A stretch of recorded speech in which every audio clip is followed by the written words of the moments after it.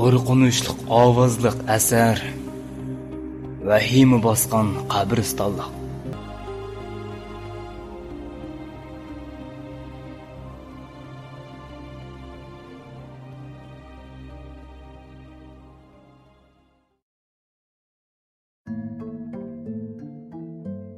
Hey, nima qilyapsan?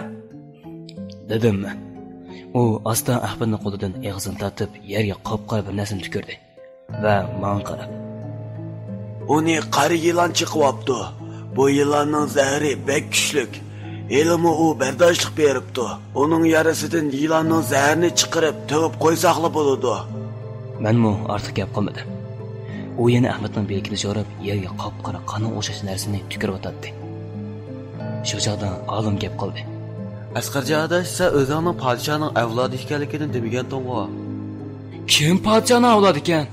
To'la beshimni artmay jim o'tiribdilar birdan. Yenimdagi qizil ko'zlik arvoh podshoh gap qildi. Bizning shoyimiz intayin odil shoh edi. Shunga xalqning hammasi uni maqtaydi. Shunga bizning davlatimizning puhralarimi barg'an sari ko'paydi. Yot joylardan nurg'un puhralar kelib podshohimizga bayt qilgan edi. U nurg'ilgan jonlarda nusrat qozongan. Jonda o'lch olgan narsalarni kelib puhralarga bo'lib beradi. Shu mezgilda bir maydon jang qilib nurg'un asirlarni oldik. Podshohimizning shu asirlarning ichidagi bir qizga ko'z tushib qoldi. Shuning bilan biz qaytib kelgandan keyin podshohimiz o qizni tug'anliqqa oldi. Bara ikinci xonishlikqa ilib chiqdi. Aylar o'tib, yillar o'tib, ikinci xonish qo'rsoq ko'tardi. Azaldan farzand yuz ko'rib boqilgan podshohimiz bu xo'shalikni tabriklash uchun butun yurtga dasturxon soldi. Yetim misrlarga osh tomoq kiyim berdi. Uzun o'tmay ikinci xonish bir o'g'il tug'di. Shuning bilan podshohimiz al yurtga 7 kun to'y berdi. Va eg'ir siliqlarni bekor qilibdi. Bütün puhralar podshohni muboraklab nurg'un sovg'a-salomni avatgan edi.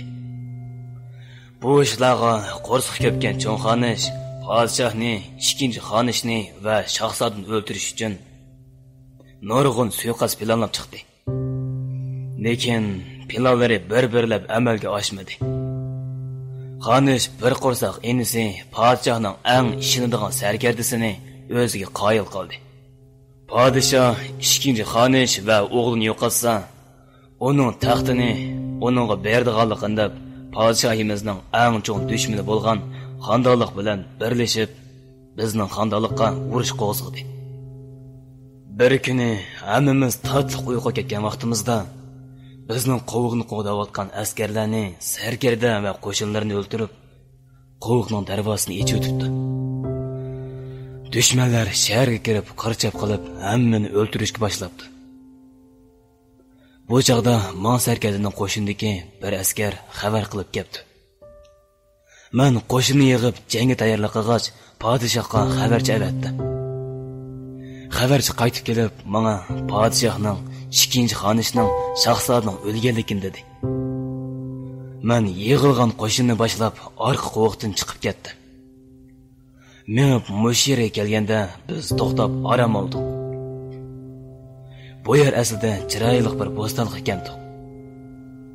Biz orom olayotganda sarkarda oqimizdan qo'g'lab ketdi. Men o'zimning qutlanmaydiganligini bilib, jangga tayyorlik qildi. Biz tarafdagi nurg'un askarlar qo'rqib, ko'plari sarkarning qo'shini o'qitildi. Men yenimda bu askarlar bilan bir maydon qattiq jang qildik. Mening qo'shinim oz bo'lganlikdan oxir birlashib berilmay, necha yuz odamimizli qoldi.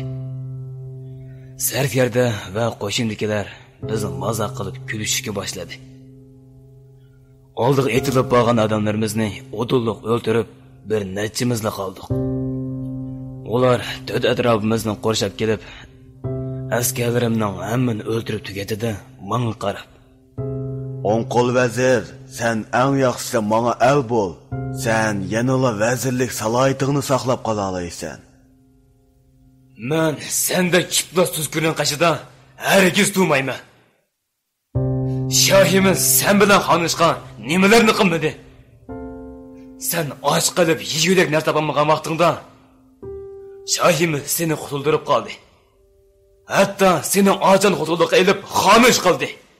Seni mashq qildirib, barliq lashkarlarni sen o'tkazib berdi. Seni eng ishonchli deb o'ylaydi. Lekin sen nima qilding? Shohimizdan yuz o'rding ablah. Sen o'limga loyiq. Deb onun qo'rsqilgan pichoqni tiqdi. O g'azab bilan meni tepib keynimga uchirib etdi va kelib mening yurakimga pichoqni tiqdi. Men jon uzish oldida Tangrim, bizga bir nijotkor avatgan. Fuqarolarning zulm ostida qilishini to'sqin deb iltijo qildimda jon uzib ketdi. Bir vaqtda ko'zimni yechib, men hayron qoldim. Dedim o'z-o'zimga. Qarasam, mening tenim yerda yotadi. Shu an ko'nglim yana yerim bo'ldi. Qarasam yerda sarkardining jasadi turadi. Men ostan uning yoniga berib, "Sen ablah, oxir o'libsan-da. O'zimni sababsiz o'lmabdiman" deb xo'shal bo'ldim. Oxirda o'zim yolg'iz bo'lsam, bir zaharli yilonni o'ltiribdiman dedim. Aldırma. Men sen bilan keyin hisoblashiman, dedi biri. Men keynimga o'rilib qolsam, sarkardining ruhi tinidan ajrab bo'lgan ekan. Sen ablah! Sarkarda men qarabmi qo'ymay, keyniga o'rilib ketib qoldi. Shuning bilan men qanday qilishimni bilmay turganimda osmondan qum yig'ishga boshladi. Men nima qilishimni bilmay, meni bizning o'rdimizning oldiga berib qopdimi. Qarabla hayron qoldim. Bu yerda na o'rda bo'lsin, cheksiz ketgan qumliq turadi. Men xato kelib qoldim-mi ya deb o'ylab qoldim. Atrofga qarab baxsam xato emas. Bu nimishdi? Bu shahardagi fuqarolarcha ular qanday qilgandi deb o'ylab turganimda orqamdan biri chaqirdi. Sizlar yaxshi bir podshohinglarning o'lib ketishiga sababchi bo'ldinglar. Xandonliqinglarni yaxshi qo'g'dimidinglar. Shunga bu sizlarga bergan jazo. Endi bu shahar mavjud emas. Men orqam burilib qarasam, bir oq nur ichida bir bovay turadi. Siz kim? Vaqti kelganini bilib qolasan. Hozir sizlarning sarkardonlar yeshil arvohning yiniga berib, bay'at qilib, ko'ngliga razilliklarni pukdi. Sizlarning joyinglar, sizlarni qutqizdigan qutqizg'ichining saqlash o'rini. Sizlarning podshohinglar o'zi tanlagan. O qutqizg'ichilarning podshohining 6-avlodi. O kelgacha sizlar uni saqlashinglar kerak. O kelganda yeshil arvohni yo'qota olaysizlar. Men hayron bo'lib, nima podshohning avlodi? Onun birdan bir o'g'li o'lib ketdi. Qandoqsiga uning avlodi deylar? Podshohinglarning o'g'li birla emas. Onun o'g'li qo'shkezak tug'ilgan. Shunga u o'g'lining birsini yurtinglardagi bir ayolga berib, onunga yaxshi tarbiyalashni aytib, bu shahardan ketishni aytgan. Bu ishni podshohinglar intayin maxfiy tutgan.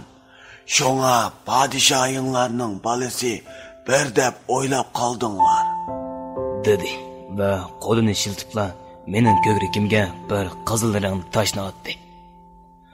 Tosh ko'kragimga kirib, bir qizil rangli chambarak hosil qilgandan keyin yo'qolib ketdi. Endi sizlar shu qutqizuvchilar kelgicha qorong'ulikda yashanglar. O kelib yeshil arvohni yo'qotganda sizlarning ruhinglar erkinlikka erishidi.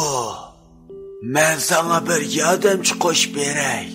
u sizlar turgan yerni qo'g'daydi. Hamda sizlarga xabar yetkazib turadi. Nimishqa o'zingiz yo'qotmaysiz uni? Buni podshohinglar o'zi tanlagan. Buni men o'zgartirmayman. Dedi va yer ostiga qarab, Tez bu yoqqa chiq. men yerga qarasam, qumarsadan bir qo'l chiqishga boshladi. Bir oz vaqtdan keyin uning badani ko'rinishga boshladi.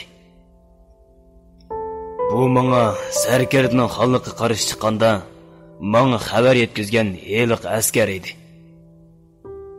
Bu yeliq askargan-ku, dedim men. Onunğa sen qarama. O canlı pişqan, chidamliq, onun qilish mahorati yaxshi. O qo'g'dig'ichi bo'lishga munosib. Men ortiq gap qilmadim. Shundoq turg'unimda u qo'g'dig'ichi qarab, Sen ular bilan birga tur. qo'g'dig'ichi bo'lsa, farmon berdormi? deb qo'yib mening yenimga keldi. Bir chog'da orq tarafdan qilichlarning tiringishigan zil ovoz anglandi. Men orqamga qarab turib qoldim. Chunki bayam o'lgan askarlarimning hammasi sap tizilib kelyotdi. Men toza zan qo'yib qarsam, ularning ko'zlari qip-qizil turadi. Bu nemish? dedim men. Ularning ko'zlari qizil turdi-ku. Qo'g'dig'ichi men qarab qo'yib, "Sening ko'zlaring qizil ekan-ku. Buning ajabingdek nari bor."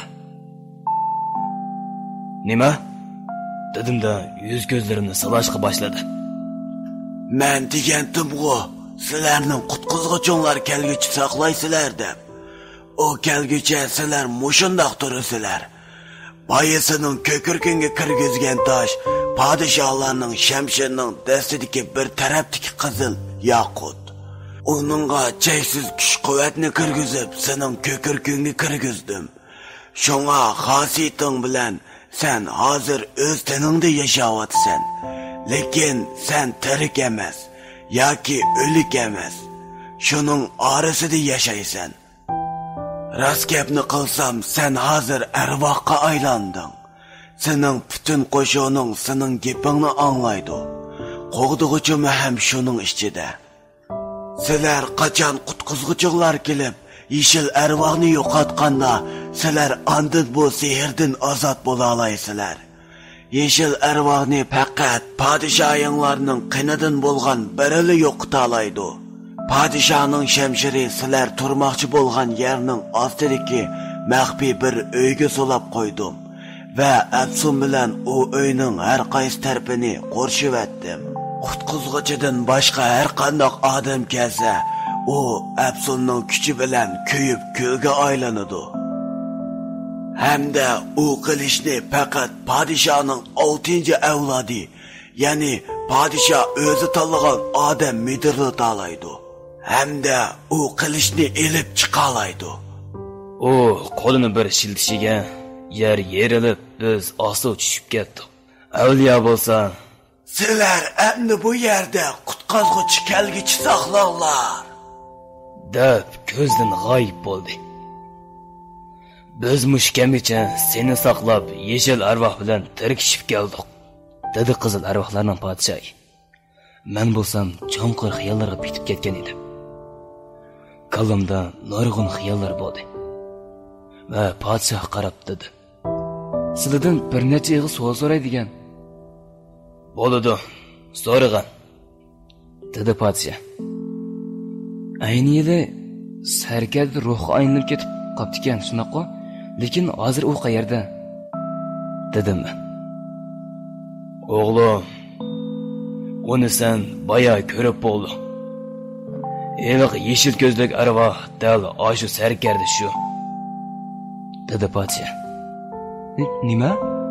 U qanday qilib arvoh aylanib qoldi?" Onun ruhi shu mağınıca bir qabristonlik ichiga berib, qabri ichidagi yeshil ko'zlik arvohga bayt qildi. O bir mezgil o yeshil ko'zga nurg'un ishlarni qilib berib, ishonchisiga erishibdi. Bir kuni yeshil ko'zlik arvoh aram elvatgan fursatdan foydalanib, yeşil ko'z arvohni o'ltirib o'tibdi. Ondan o yeşil ko'zlik arvohning kuchiga erishib, butun qo'shinni o'ziga bo'ysundiribdi. O bu yerga shu qo'shinlarni elib kelib, bizga urush e'lon qildi. Biz jang qildik. Lekin onun sehri kuchi pek yomon ekan. Asli o'tirayotgan joy bizning edi. Ularga teng kelamay biz mush yerga keldik. O kelib burun biz bilan jang qilib o'lgan qo'shinlarni tirildirdi. Onun qo'shini texmi ko'paydi. O shundoqdimi yana urush to'xtatmadi. Biz amal qila olmay turganda avliyo paydo bo'lib, uni bir qutiga band qilib qo'ydi. Hamda u qutining ustiga Afsun yozilgan terini chaplavatdi. Lekin uning ruhi tenidan ajrab qaytib ketdi. Shunga u tenidan ayrilib, kuchi ojizlab ketdi. Avliyo yana uning bizga paraganchilik silishidan saqlanish uchun ikki qabrining o'tirg'a Afsundan so'qilgan bir tam qo'yib qo'ydi. Faqat u tomdan qo'g'dug'ichilar bemalol o'talaydi. U qutiga yaqinlashgan mayli kim bo'lsin, kulga aylanib to'zib ketadi. Faqat sening qining u terdagi Afsunni yeshalaydi. Yoki sening qining u maxluqni yo'qota oladi. Undaqda men qanday qilishim kerak? Qanday qilsam uni yo'qota olayman? Uni yo'qotishning birla amali bor. Sen Shamsharni elib kelishing kerak. Lekin Shamshar hozir yeshil arvohning tavaligida.